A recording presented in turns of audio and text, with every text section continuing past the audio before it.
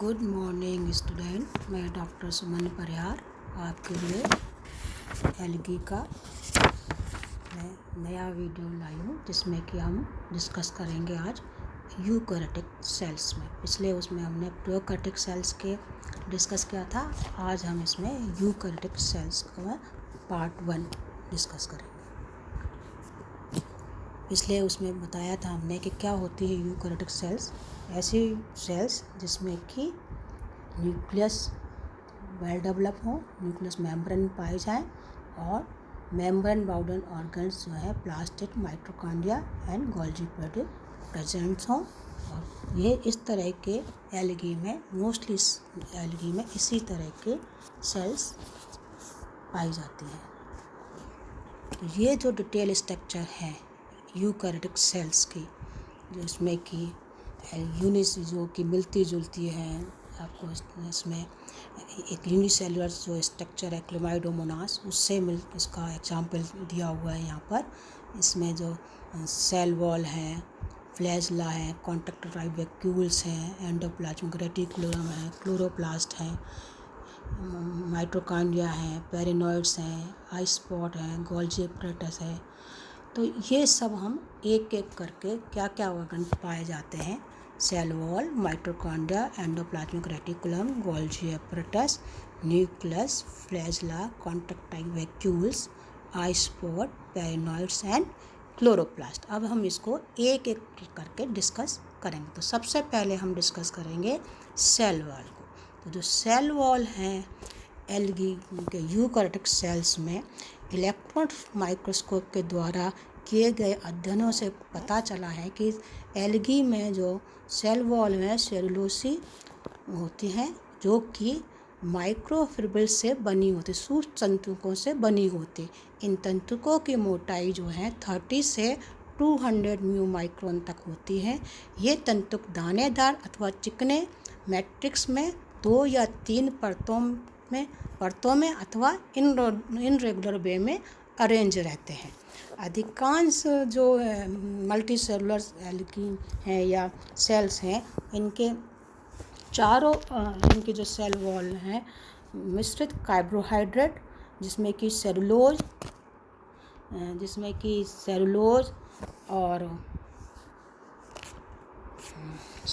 Mucilage, pectin आदि से बनी होती है।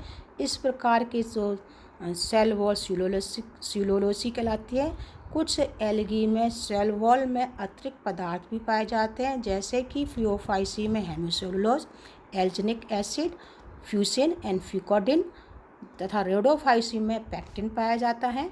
और डायटम या वेसुलरोफाइसी में सेल वॉल में सिलिका भी कभी कभी सिलिका भी डिपोजिट में मिलता है।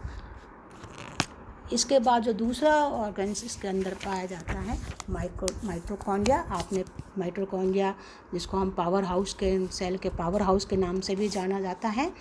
सभी एलगी में ये कलाबंद रेस्पिरेटरी ऑर्गन माइटोकॉन्ड्रिया होता है, जिनकी इनर जो है डबल मेम्ब्रेन है और इनके जो इनर वॉल है उसमें फिंगर लाइक प्रोजेक्शन पाए जाते हैं, जिनको क्रिस्टी कहते हैं। क्लोरोफाइसी के वर्ग के सदस्यों में क्रिस्टी की संख्या प्रायः कम व क्राइसोफाइसी, फियोफाइसी व जेंथोफाइसी के सदस्यों में इनकी संख्या अपेक्षाकृत अधिक होती है। माइटोकॉन्ड्रिया की ल्यूमेन में ग्रेनुलर मैट्रिक्स होता है। इसमें न्यूक्लियस में जो है आरएनए व डीएनए, न्यूक्लिक अम्ल, आरएनए व डीएनए तथा राइबोसोम पाए जाते हैं, अतः इन्हें ऑटोनोमस ऑर्गेनिज्म भी कहा जा सकता है। विभिन्न वर्गों की शैवाल की कोशिकाओं में माइटोकॉन्ड्रिया की संख्या व इसका जो साइज है में बहुत सारे विविधताएं पाई जाती हैं। प्रत्येक कोशिकाओं में इनकी संख्या प्रायः 1 या 1 से अधिक, परंतु माइक्रोमोनास की में प्रत्येक इसकी जो संख्या केवल 1 ही माइटोकॉन्ड्रिया पाया जाता है। माइटोकॉन्ड्रिया को रेस्पिरेटरी सेंटर भी कहते हैं। इसमें रेस्पिरेटरी से संबंधित एंजाइमों के अतिरिक्त प्रोटीन संश्लेषण तथा एमिनो के जो है इंटर कन्वर्जन प्रोटीन जो एमिनो एसिड जो होता है उसका इंटर कन्वर्जन के एंजाइम भी पाए जाते हैं। अब हम बात करते हैं एंडोप्लाज्मिक रेटिकुलम की। एंडोप्लाज्मिक जो रेटिकुलम पाया जाता है एल्गी के सेल्स में, यूकैरियोटिक सेल्स के अंदर, ये इसमें बहुत सब आपस में बहुत सारे ट्यूब्यूल्स और वेसल्स से बना हुआ तंत्र है। ये पूरा का पूरा उसमें जो साइटोप्लाज्म के चारों तरफ फैला हुआ रहता है। सभी एल्गी में ये पाया जाता है। इनकी जो ट्यूब्यूल्स हैं नलिकाओं की सतह पर राइबोसोम की छोटी छोटे कणिकाओं के रूप में पाए जाते हैं, जो कि ये प्रोटीन संश्लेषण के केंद्र हैं। इसके बाद में बात करते हैं हम गोल्जी एपरेटस की। जो गोल्जी एपरेटस हैं ये 2 to 20 लेमुले से निर्मित एक स्तंभ या स्टॉक के रूप में पाए जाते हैं। प्रत्येक स्तंभ को डिक्टोसोम कहते हैं तथा डिक्टोसोम जो हैं सामूहिक रूप से गोल्जी बॉडी कहलाते हैं। इनकी जो पट्टिकाओं के छोर प्रायः फूले हुए डायलेटेड होते हैं। सभी एल्गी में ये गोल्जी बॉडीज़ पाई जाती हैं। केवल ब्लू ग्रीन एल्गी नहीं पाई जाती हैं। इनके जो हैं जैसे क्लोमाइडोमोनास में केंद्रक के पास इनका जो पोजीशन है अलग एल्गी में अलग अलग होते हैं। जैसे क्लोमाइडोमोनास में केंद्रक के समीप पाई जाती है, क्राइसोक्रोमुला में ये फ्लैजिला के समीप पाई जाती है, डायोटम या वोल्वोकीट में ये प्लेस्टिड के पास पाई जाती हैं। इसके बाद में जो है फ्लैजिला। तो अभी तक जो हमने बात करी है endoplasmic reticulum, mitochondria, Golgi apparatus, ये सब सेल वॉल, ये सब आपने पहले भी 12th में इन सब की बात सुनी। अब बात है जो फ्लैजिला। जो फ्लैजिला है वो मोटाइल गतिशील स्ट्रक्चर है जो कि एल्गी कोशिकाओं को मोटाइल ऑर्गन कोशिकाओं में गतिशील एल्गी के सेल्स में पाया जाता है, जिसको कि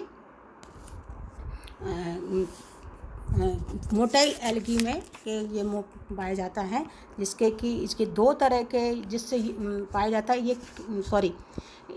दो तरह के होते हैं। और ये जो मोटाइल एल्गी हैं ये साइनोफाइसी जो फ्लैजिला हैं, साइनोफाइसी और रोडोफाइसी को छोड़कर सभी एल्गी में फ्लैजिला मोटाइल सेल्स पाई जाती हैं। इन कोशिकाओं की गति है सूक्ष्म जीवद्रवी व तंतुव्रत कोशिकाओं के द्वारा होती है। इनकी विभिन्न शैवालों में फ्लैजिला की संख्या 1 से 4 अथवा इससे अधिक भी हो सकती हैं। 2 प्रकार के फ्लैजिला पाए जाते हैं, बिप्लेस एंड टिंसल। जो बिप्लेस फ्लैजिला हैं उनकी जो सतह होती है वो चिकनी होती है, और जिनकी सतह चिकनी होती है, और जो बिप्लेस है उनकी सतह चिकनी, और टिंसल की कोश में जो फ्लैजिला है इनकी सतह के ऊपर छोटे छोटे तंतुरोम पाए जाते हैं, जिनको मैस्टिगोनिम कहते हैं। मैस्टिगोनिम के प्रेजेंस के आधार पर जो टिंसल फ्लैजिला हैं उनको 3 प्रकार से डिस्ट्रीब्यूट किया है, पेंटोनेमिक, पेंटोनेमेटिक, पेंटोक्रोनेमेटिक एंड स्टाइगोनेमेटिक। अब पेंटोनेमेटिक जो फ्लैजिला है उस फ्लैजिला में जो है इसमें जो फ्लैजिला के मैस्टिगोनिम है दोनों तरफ अपोजिट रो में पाए जाते हैं। पेंटोक्रोनेमेटिक में केवल जो टर्मिनल फिब्रिल्स हैं उसमें फ्लैजिला को प्रेजेंट होता है, और स्टाइगोनेमेटिक में फ्लैजिला में केवल एक ही तरफ रोम जो मैस्टिगोनिम है वो 1 साइडेड ही पाए जाते हैं। इसके बाद कुछ जो फ्लैजिला की बात है जो सिमिलर, अगर उनकी फ्लैजिला की लंबाई बराबर है तो वो आइसोकोन, और अगर डिसिमिलर है तो हेट्रोकोन पाए कहलाते हैं। और कभी कभी फ्लैजिला एल्गी में जो है एपिकल पोर्शन से ना निकल के लेटरल साइड से भी निकल सकते हैं, और कभी कुछ ये फ्लैजिला ग्रुप में भी क्राउन शेप में स्टाइगोनिम भी पाए जाते हैं। इसके बाद में अगर हम फ्लैजेला की सेक्शन काटें या टीएस काट के देखें तो इनके स्ट्रक्चर जो हैं प्रत्येक देखें तो ये जो दिखाई दे रही है, प्रत्येक फ्लैजेला केंद्र में एक एक्सोनोम होता है। जो एक्सोनोम एक सिंगल मेम्ब्रेन से ढका होता है। एक्सोनोम के अगर स्ट्रक्चर हम ट्रांसवर्स काट के देख सकते हैं, जो कि 11 जो हैं तंतु को हैं उनसे बना हुआ होता है। इनमें से 9 जो तंतु हैं वो पेरिफेरी रीजन में तथा 2 तंतु सेंटर में बीच में स्थित होते हैं। इसको ये जो व्यवस्था है इसको 9+2 अरेंजमेंट कहलाती है। प्रत्येक जो पेरिफेरी रीजन में तंतु है ये 2 तंतुकों से मिलकर बनता है, जो कि एक समान मेम्ब्रेन से कवर होते हैं। परंतु जो सेंटर में है वो केवल एक ही तंतुकों में केवल एक ही नलिका होती है। सेंटर में